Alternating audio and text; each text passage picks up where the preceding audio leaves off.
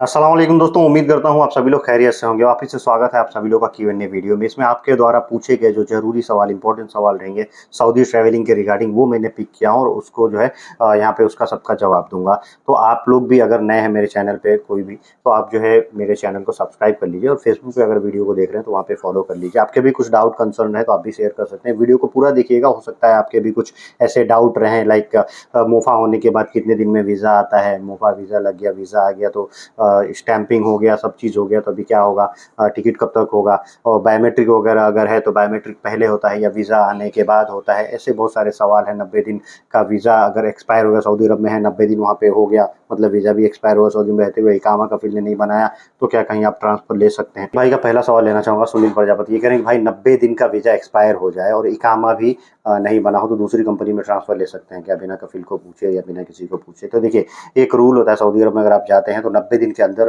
कफ़ील को जो है पूरा आपका जो है इकामा वगैरह, इंश्योरेंस वगैरह बनाना होता है। अगर वो नहीं बनाता है, 90 दिन से ज़्यादा हो जाता है, उसके बाद से भी वो बना सकता है, उसको फ़ाइन लगेगा, वो फ़ाइन भर के वो बना सकता है। किसी कफ़ील का फ़ाइनेंशियल हालात जो है वो सही नहीं था किसी कंपनी का, तो वो लोग जो है 90 दिन के बाद भी, यानी 6-6 महीना भी इकामा नहीं बनाते हैं, और जब भी वो इकामा उसके बाद से वो बनाने जाते हैं, बना देते हैं, उसका उनको फ़ाइन वगैरह पड़ता है। लेकिन एक रूल है कि अगर 90 दिनों के बाद आप चाहें, अगर आपका इकामा नहीं बना है तो आप दूसरे कंपनी में, बिना इस कफ़ील को बताए, आप दूसरी कंपनी में जो है अपना ट्रांसफ़र ले सकते हैं, उसमें कोई इश्यू नहीं आएगा। तो इस हिसाब से अगर आप देखें तो आप जो है दूसरी जगह ट्रांसफ़र ले सकते हैं। एक भाई मोहम्मद अशरफ ये कह रहे हैं कि क्या वीज़ा पासपोर्ट पर स्टैम्प नहीं हो रहा है, प्रिंट करो और ट्रैवल कर सकते हो, प्लीज़ बताएँ? देखिए, सऊदी अरब का जो वीज़ा है अब पासपोर्ट पे स्टैम्प नहीं होता है, लेकिन इसका मतलब ये नहीं है, कई लोग ये भी सोचते हैं कि वीज़ा पासपोर्ट पे स्टैम्प नहीं होता है तो हम पासपोर्ट दें ही क्यों एजेंट को, एजेंसी को? भैया बाकी पूरा प्रोसेस पहले जैसा ही है। आपको पासपोर्ट देना ही है उनको, पासपोर्ट को सब वैसे ही सबमिशन करेंगे कॉन्सुलेट में, और वहाँ से जो है आपका वीज़ा इशू होगा A4 पर, ए पेपर वाला, A4 का, और वो जो है आपका मतलब कुछ भी ऐसा स्टैम्प होके जैसे स्टिकर लग के आता था वो नहीं आएगा। प्रोसेस सब सेम है, लेकिन A4 वीज़ा आएगा, उसका प्रिंट ले लीजिए। इमिग्रेशन का भी प्रिंट आता है, अगर ECR पासपोर्ट है तो वो भी प्रिंट लीजिए, टिकट का प्रिंट लीजिए, चले जाइए। पासपोर्ट पे कुछ स्टैम्प नहीं रहेगा। एक भाई राकेश ऑफिशियली करेंगे, भाई मेरा BFS में अपॉइंटमेंट में नेम गलत हो गया है तो कैसे सुधारेंगे बताइए? देखिए, नेम अगर गलत हो गया, सबसे सिंपल सा एक फंडा है कि आप जो है दोबारा से अपॉइंटमेंट ले लीजिए, आप री अपॉइंटमेंट करिए, उस अपॉइंटमेंट को छोड़ दीजिए। उसमें जो है करेक्शन का भी ऑप्शन आता है, अगर आप चाहें तो कर सकते हैं। रिशेड्यूल का मैक्सिमम ऑप्शन आता है, करेक्शन का ऑप्शन तो मैंने नहीं देखा हूँ। तो आप जो है बेटर यही है कि आप दोबारा दूसरा जो है अपॉइंटमेंट करा लीजिए। और नहीं तो आप अगर वो अपॉइंटमेंट लेके जाएंगे तो आप वहाँ पे बता भी देंगे भैया इसमें नेम करेक्शन हुआ है, तो वो लोग भी सही कर देते हैं, कोई ये बड़ा इशू नहीं। कुवैत वीज़ा के रिगार्डिंग एक भाई का सवाल है, होशियारपुर करके, ये कह रहे हैं कि भाई अगर बारकोड फेक हो तो, मैंने एक वीडियो में बताया था कि कुवैत का वीज़ा आप कैसे चेक करेंगे। कुवैत वीज़ा का एप्लीकेशन आता है प्ले स्टोर में, उसको आप डाउनलोड करते हैं और उससे जो है जो आपका वीज़ा आया रहता है उस पे बारकोड रहता है, QR कोड, QR कोड को आप स्कैन करते हैं और उसके बाद से आपका वीज़ा का डिटेल्स खुल जाता है। लेकिन QR कोड में काला कांडी होता है, कई लोग जो है नकली QR कोड बना के एडिटिंग करके और QR कोड की जगह पे लगा देते हैं। जब आप स्कैन करेंगे आपका डिटेल्स खुल जाएगा, लगेगा भैया मेरा वीज़ा सही है।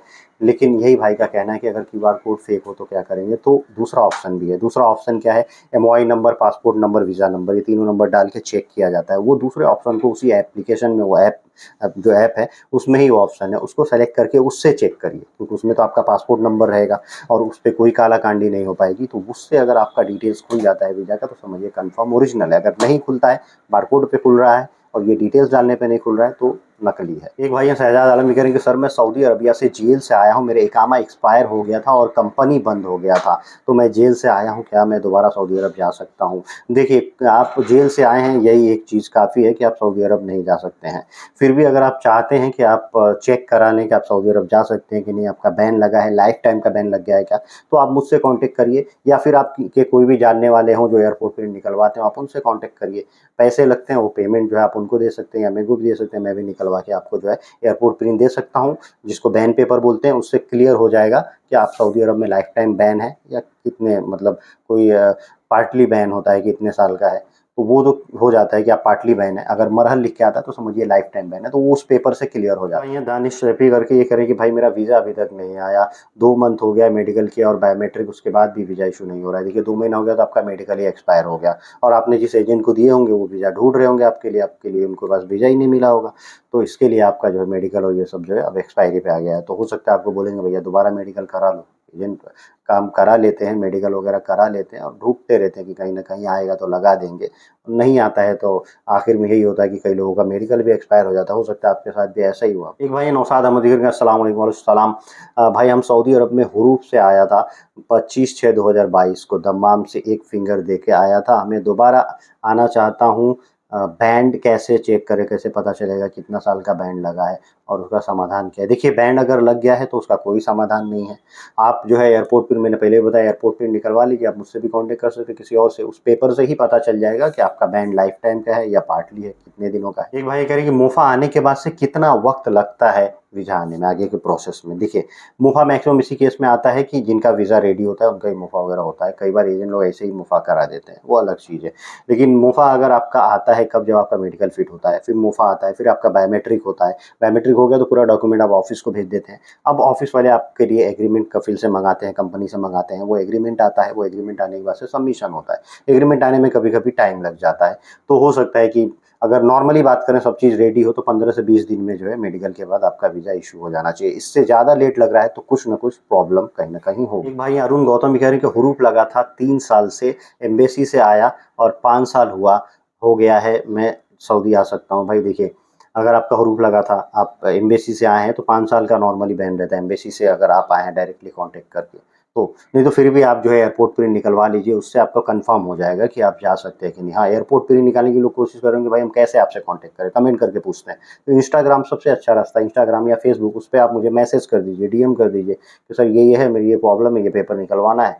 आप बता दीजिए, तो उस पे आपको बता दिया जाएगा क्या-क्या चार्जेज़ हैं। वीडियो के आखिर में एक मोहम्मद नफ़ीस भाई हैं, इनका जो है एक सवाल लेना चाहूँगा। इनका सवाल बहुत लंबा है। सऊदी अरब में मैं फँस गया हूँ।